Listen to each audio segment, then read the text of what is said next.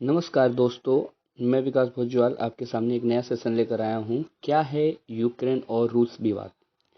हाल ही में चर्चा में चल रहे यूक्रेन और रूस विवाद को लेकर आज चर्चा में लेकर चल रहे हैं।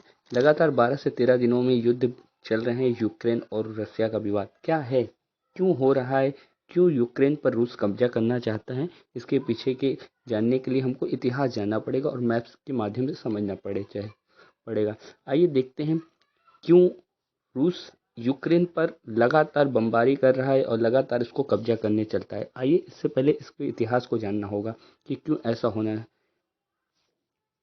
जैसा कि आप ये मैप देख रहे हैं, ये बात है सन 1991 की, जब जब आपका रसिया, ये वाला पोर्शन आप देख पा रहे होंगे, रसिया से सटा हुआ ये छोटा सा यूक्रेन है। उस समय रसिया सन 1991 की बात है, जब यूएसएसआर होता था, यानी सोवियत संघ हुआ करता था।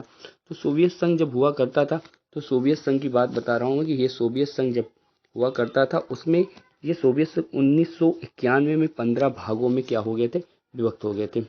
15 भागों में, छोटे छोटे 15-15 भागों में टूट गए थे। इसमें से एक आपका यूक्रेन भी था। उन्हीं यूक्रेन और रसिया के बीच में लगातार विवाद बना हुआ है। बात है 2014 की। बात 2014 की जाए तो 2014 में आप अगर मैप में देख पा रहे होंगे, तो ये वाला पोर्शन जो क्रीमिया दिख रहा है, उस पर सन 2014 में रसिया ने कब्जा कर लिया। बात तो थी जब 2014 की बात थी, अब बात इस समय में क्यों बता रहा हूँ, ये शुरू हो रहा है ये क्रीमिया के बारे में बात बताने के लिए। क्रीमिया है क्या चीज़? क्रीमिया वही स्थान है जिसके नीचे आपका ब्लैक सी और ऊपर सी ऑफ एजोव बहता है। इसके ऊपर सी ऑफ एजोव और बीच में से आपको स्टेट ऑफ कर्च बहता है। अब क्या हुआ, इस समय का विवाद क्या है? विवाद इस समय आप ये देख पा रहे होंगे, ये जो लिखा हुआ है सेपरेटिस्ट कॉन्ट्रैक्टेड एरिया, यानी सेपरेटिस्ट कंट्रोल्ड एरिया क्या हुआ है, इसका मतलब क्या है कि जो पहले से रसिया में रह रहे थे, यानी रसिया के जो यूक्रेन भी है, एक समय 1991 में जो सोवियत संघ का पार्ट हुआ करता था, तो यूक्रेन के जो नागरिक हैं, यानी ये सेपरेटिस्ट जिसको कहा जाता है, वो रसिया के पक्ष में है और इस रसिया के पक्ष में वो मिलना चाहते हैं। और ये युद्ध किनके बीच में शुरुआत हुआ? ये शुरुआत युद्ध जो हुआ था, शुरुआत हुआ थी यूक्रेन के जो सेना थी और यहाँ पे रहने वाले जो सेपरेटिस्ट थे, अलगाववादी लोग थे, उनके बीच में हूँ। और ये कहा जा रहा है पूरी दुनिया में कि जो सेपरेटिस्ट ने ये शुरुआत की थी, ये रसिया के भड़काने पे हुआ। अब रसिया रसिया तो दूर से कह रहा है कि मुझे इससे कोई मतलब नहीं, लेकिन ये पूरी बातें उनके द्वारा हैं। अब क्यों, क्या कारण है कि ये रसिया इस यूक्रेन पर कब्जा करना चाहता है? इसके पीछे भी जाने इम्पोर्टेंस ऑफ यूक्रेन क्या है।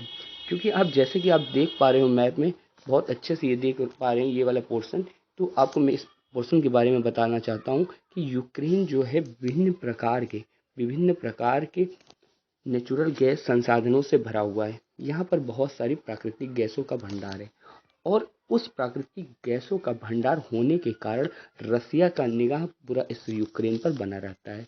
क्योंकि वो 1991 में मानता था कि ये मेरा पूरा यूएसएसआर का पार्ट होता था, सोवियत संघ का, तो वो जैसे क्रीमिया पे कब्जा किया, अब इस वाले पार्ट पर भी कब्जा करना चाहता है। जैसे ये वाला पार्ट है, ये वाला पार्ट की मैं बात बता रहा था, इस वाले पार्ट की बात बता रहा हूँ। इस वाले पार्ट को, यहाँ पर दो जगह का नाम थे, दोनों जगह, ये वाले पोर्शन की मैं बात करूँ तो इन दोनों की जगह पे एक वह जगह है डोनास्क, एक है लुहांस, जिसको डोनास्क रीजन भी कहा जाता है। इस पर चाहता है कि रसिया इसको इंटरनेशनली इसको मान्यता दे और इसको सीधे सीधे ये मान्यता दे कि ये रसिया का पार्ट है। और यूक्रेन ये चाहता नहीं था। इसी को लेकर ये विवाद शुरुआत हुआ। और विवाद की जड़ कहाँ से शुरू हुई, ये भी समझना बनता है। विवाद की जड़ क्या है? आप इसको समझते हैं कि विवाद की जड़ क्या है, क्या कारण है कि ये विवाद ज़्यादा बढ़ गया? अब क्या हुआ कि यूक्रेन जो है, यूक्रेन जहाँ का आप भौगोलिक दृष्टिकोण देखें तो ये जो पीछे से आप देख पा रहे हैं, ये वाला पोर्शन, ये वाला पूरा पोर्शन वो है यूरोप में। यूरोप यानी यूक्रेन जाकर यूरोप की गोद में बैठा हुआ है। अब जहाँ पर रोमानिया देख रहे हैं और इससे इधर पूरी सारी चीज़ें देख रहे हैं, ये सारे सारे किस में आ जाते हैं? यूरोप में। यूरोप में है, यानी यूरोप यूरेनियम जो यूरोपियन यूनियन है, यूक्रेन पूरा सपोर्ट करता हुआ है। और ये कहता रहा कि यूक्रेन चाहता था कि हम यूरोपियन यूनियन में जाके मिल जाए, या कह सकते कि नाटो के पक्ष में चले जाएं। जो नाटो के देश है, जिसको मुख्य ये उद्देश्य यही था कि आपको, जब नाटो ने कहा था कि नाटो में जो नॉर्थ एटलांटिक टेरिटरी ऑर्गेनाइजेशन है, उसका यही मुख्य उद्देश्य है कि उनके किसी भी एक कंट्री के ऊपर अगर हमला होता है तो सारे कंट्री पर हमला माना जाएगा। इसमें अमेरिका, जर्मनी, फ्रांस आदि बहुत सारी कंट्री थी।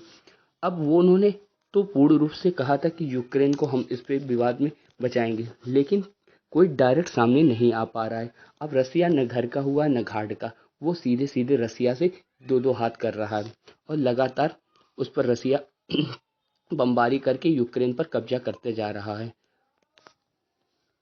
जैसे कि आप देख पा रहे हैं ये वाला पोर्शन, ये पूरे पोर्शन की बात मैं करूं आपको और मैप के माध्यम से मैं समझाना चाहता हूं। आप ये देख पा रहे होंगे इस मैप में, मैं इस मैप में भी आपको कुछ समझाना चाहता हूं कि जो ये पूरे पोर्शन है, ये वाले पोर्शन आप देख पा रहे हैं, ये यूक्रेन का पूरा पोर्शन आपको दिखा दूं।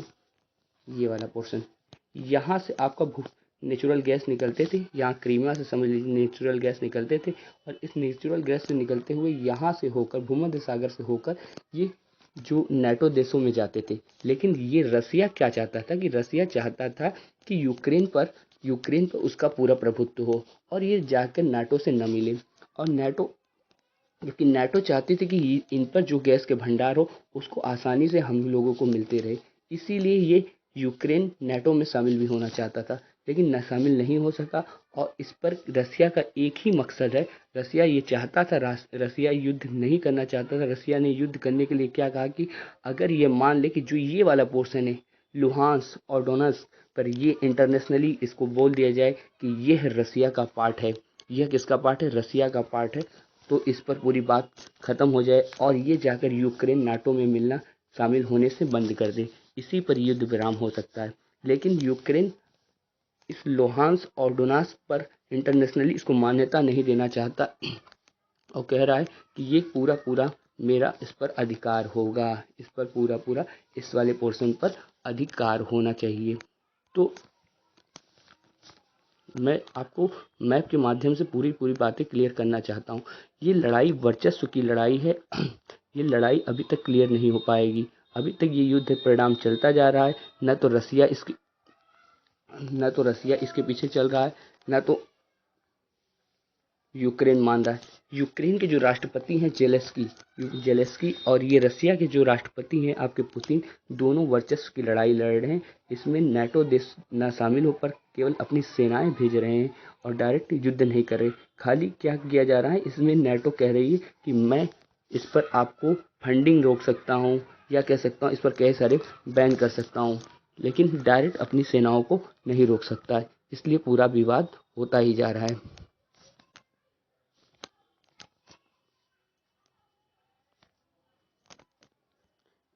नमस्कार आप लोगों